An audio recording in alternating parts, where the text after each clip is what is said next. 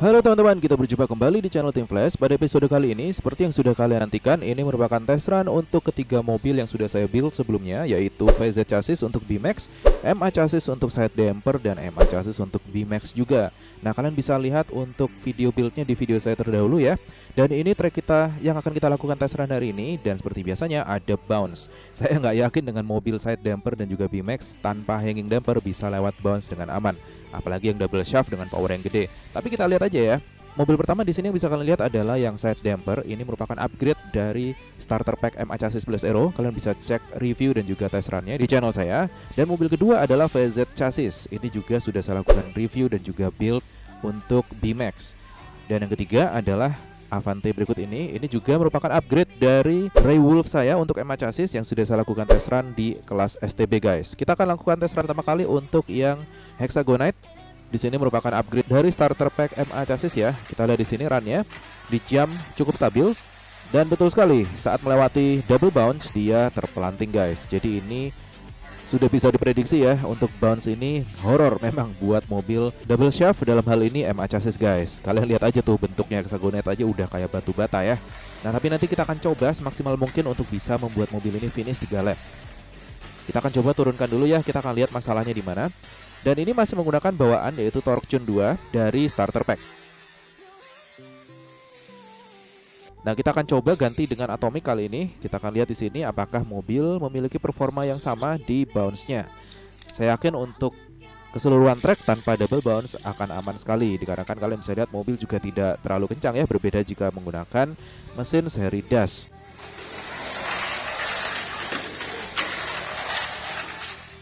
Kita lihat di sini mobil melewati double bounce, menuki dan Magnum Tornado di situ. Wah, keluar jurusnya guys dan masuk lagi ke track. Ini jarang terjadi ya, tapi momen kayak gini nih rare banget emang kalau kita lakukan test run. Dan jadi kalau ketangkap kamera kayak gini seru banget ya.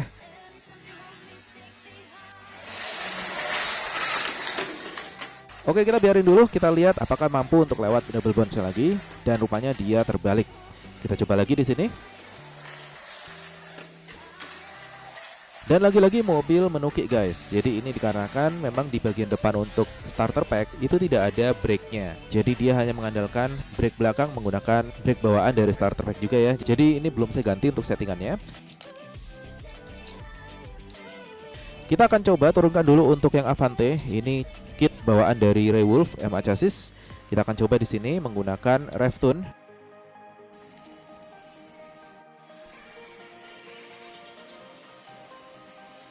Untuk run awal ini tidak terlihat terlalu kencang, dikarenakan ini Rev-Tune juga jarang banget ya kayak yang saya pakai race ya.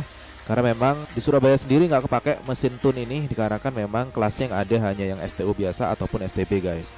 Dan di sini untuk yang double shaft, side damper ataupun B-Max itu belum ada race-nya untuk di Surabaya, dan baru ada yang SDX. Nah, nanti saya akan lakukan build untuk single shaft chassis baik Super FM dan juga VS chassis untuk kelas SDX guys. Jadi kalian bisa cek video saya nanti ya. Dan ini kita bisa lihat untuk performa mobilnya seperti ini. Kalian bisa lihat mobil course out tadi di bounce, dan untuk yang kedua kalinya mobil cukup aman. Dan kita bisa lihat di sini mobil pindah jalur guys. Ini nggak ketangkep kamera kalau nggak saya slow motion ini. Gesit banget ya pindah jalurnya ya, udah kayak Tridager aja.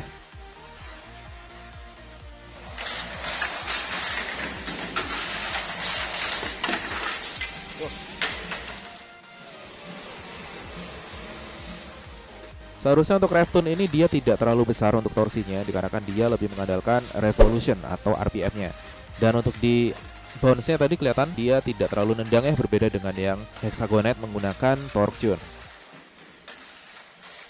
Tapi untuk kedua kalinya dia course out lagi guys. Kita coba lagi pantang menyerah, kita cari settingannya, oke?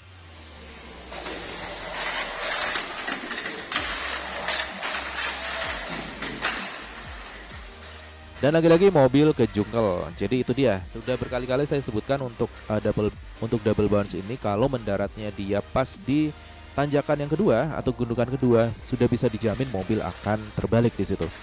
Jadi kalau mau nyari settingan sih ya either mendarat sebelumnya atau setelahnya sekalian. Nah, ini juga tadi kita lihat ya di slow motionnya mobil menuki dan moncongnya menabrak tepat di gundukannya. Jadi sudah jelas di situ mobil akan course out. Tapi kita lihat di sini dia masuk lagi ke track guys. Ajaib sekali ini, luar biasa. Ya wes, kita biarin dulu, kita lihat apakah mampu melewati double bounce lagi. Kita lihat di sini. Ya, lagi-lagi mobil menuki dan nyaris kembali ke trek lagi. Kita coba lagi. Gas terus guys, kalau nggak kelontang nggak berhenti.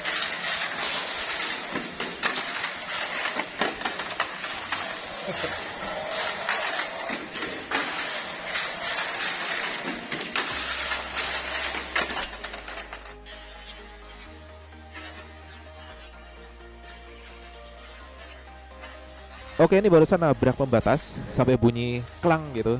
Keras banget ini. Kita coba lihat sekali lagi. Dan menabrak lagi di situ.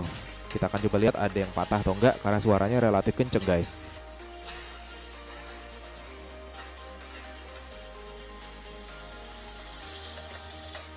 Wow, ajaibnya nggak ada yang patah loh. Padahal ini FRP doang, tapi nggak ada yang patah baik untuk brake plate-nya maupun FRP roller stay-nya, guys. Luar biasa emang Tamiya ini. Oke, kita lihat di sini untuk mesin masih menggunakan rev tune. Kita akan coba atur voltasenya. Kita akan turunkan lagi kali ini. Kita lihat di sini apakah mobil bisa aman di double bounce.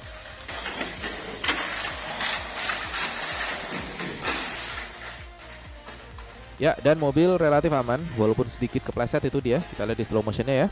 Ban belakang nyaris nyangkut tapi masih bisa nendang dan dia turun lagi ke track dan melanjutkan race-nya. Kita lihat lagi di sini lap kedua.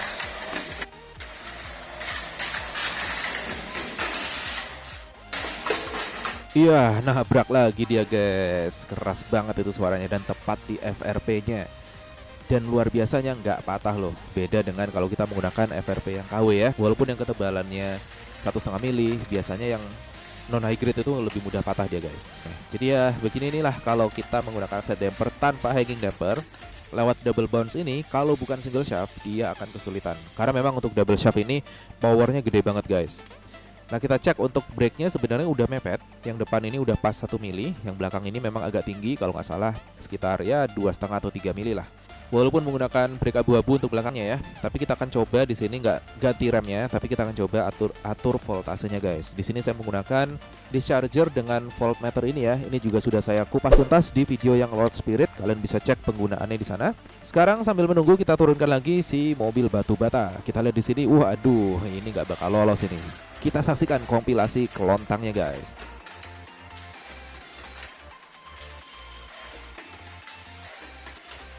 Oke, ya udah ini nggak, daripada diterusin patah, lebih baik kita angkat aja dan kita akan ganti rem belakangnya dengan rem abu-abu. Jadi tadi masih menggunakan rem hitam dan depan menggunakan underguard tanpa brake sama sekali. Nah, menggunakan rev tune, gear super speed, kita akan coba atur voltasenya di sini dan kita cek di setting board untuk brake belakangnya ini kalau nggak salah sekitar 2 mm deh. Kalau depannya sih ya bawaan dari underguard ya, ini tinggi banget. Ini sebabnya mobil relatif ngejungkel dikarenakan depan nggak ngerem, tapi belakang dia kehentak oleh brake sponge-nya. Itu sebabnya dia kejungkel guys, atau menukik ya. Kita lihat di sini dengan voltase yang sedikit sudah kita atur tadi.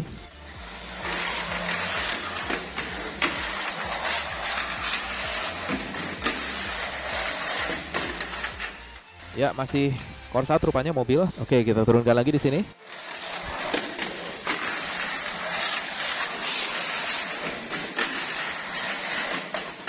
Oke, slow banget guys, tapi nggak apa-apa, yang penting lewat.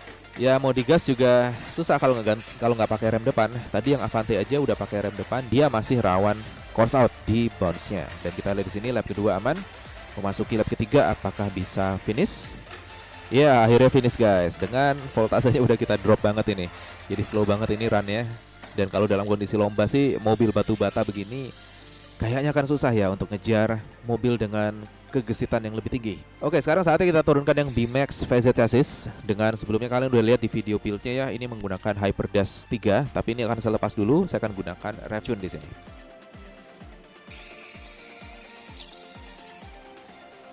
Kita akan coba turunkan menggunakan gear bawaannya yaitu super speed ya. Kita lihat di sini untuk rev tune tidak terlalu gede torsinya. Kita lihat, nah aman kan? Jadi untuk single shaft itu lebih mudah adaptasi di double bounce dibandingkan dengan double shaft, dikarenakan memang powernya nggak segede double shaft guys. Oke, kita tangkap dulu. Kayaknya ini sih udah dapat untuk yang single shaft. Alright, sekarang kita akan langsung aja turunkan ketiga mobil dengan settingan berikut ini. Kedua double shaft menggunakan rev tune dan yang single shaft menggunakan atomic. Ini tadi udah saya ganti guys. Kita lihat di sini ya race-nya.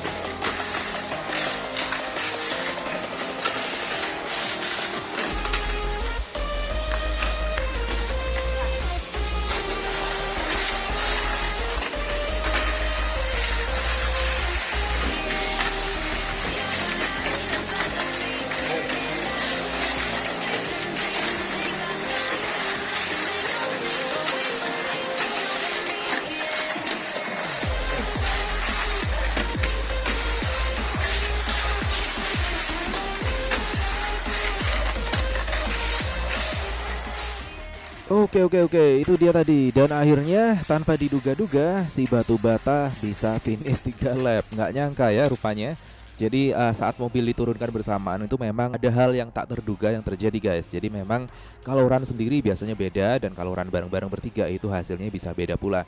Nah jadi gimana? Dari ketiga mobil BMAX dan side damper, BMAX-nya ada 2 untuk yang single shaft dan double shaft, sedangkan untuk yang side damper hanya yang double shaft. Nah kalian bisa telaah sendiri bagaimana kelebihan dan kekurangan dari masing-masing build-nya, dan kalian bisa gunakan mana yang menurut kalian paling sesuai dengan apa yang ingin kalian build guys. Oke, acara puncaknya nih. Sekarang kita akan coba turunkan BMAX VZ chassis single shaft menggunakan Hyperdash 3. Wow, gile banget. Kalau digas ternyata mobil bisa cakep mendaratnya. Jadi bener ya, bounce itu kalau nggak mendarat sebelumnya ya lebih baik dilewatin sekalian, kayak yang berikut ini.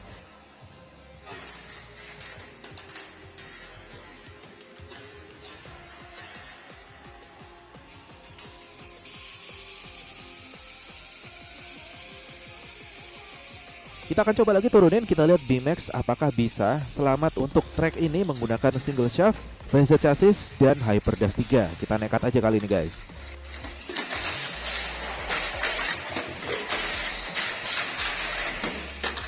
Oke, masih course out. Ini rupanya ada masalah. Jadi untuk roda belakang kiri ini dia geol-geol. Jadi untuk asnya bengkok.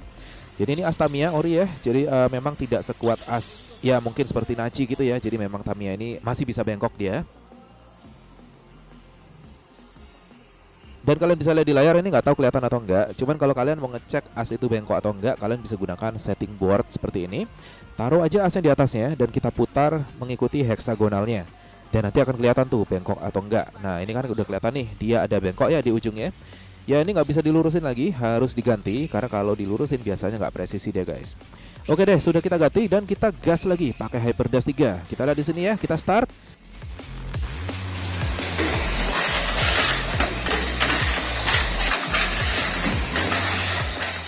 Oke, aman. Lap pertama, masuk lap kedua. Aman juga, dan dia salto. Kita coba lagi, oke? Start di sini, engine on. Lap pertama aman. Oke, masuk lap kedua. Kayaknya udah mulai lemes ini baterainya, tapi masih relatif kencang ya. Dan dia course out guys. Kita start lagi di sini. Saya langsung turunin aja ya. Oke, lap pertama aman. Masuk lap kedua. Kita lihat di sini. Ajaib, luar biasa guys. Apa-apaan ini, dia masuk ke track lagi dong. Dan kita biarin deh, kita lihat ya, kita mulai reset lagi lapnya dari pertama. Jadi ini mulai lagi lap pertama, kita lihat ya. Masih lap pertama, masuk lap kedua, kita lihat apakah bisa aman atau tidak. Double bounce, aman, cakep. Lap ketiga, semoga bisa finish guys. Hyperdash 3 nih ya, kita gas, kita lihat. Dan cakep, finish. Itu dia guys. Dan rupanya bisa finish kalau dikencengin justru. Ini nggak habis pikir deh saya, gimana ini teorinya. Jadi untuk bounce ini memang ya udah terbukti, lewatin aja atau direm pakem sampai ngerem sebelum gundukan keduanya.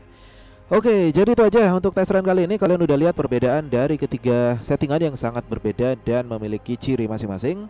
Dan sebelum kita lihat untuk slideshow-nya, saya mengucapkan terima kasih kepada member dari Tim Flash Channel. Terima kasih telah mendonasikan sedikit setiap bulannya agar saya terus dapat membuat video yang bermanfaat buat kalian semua guys.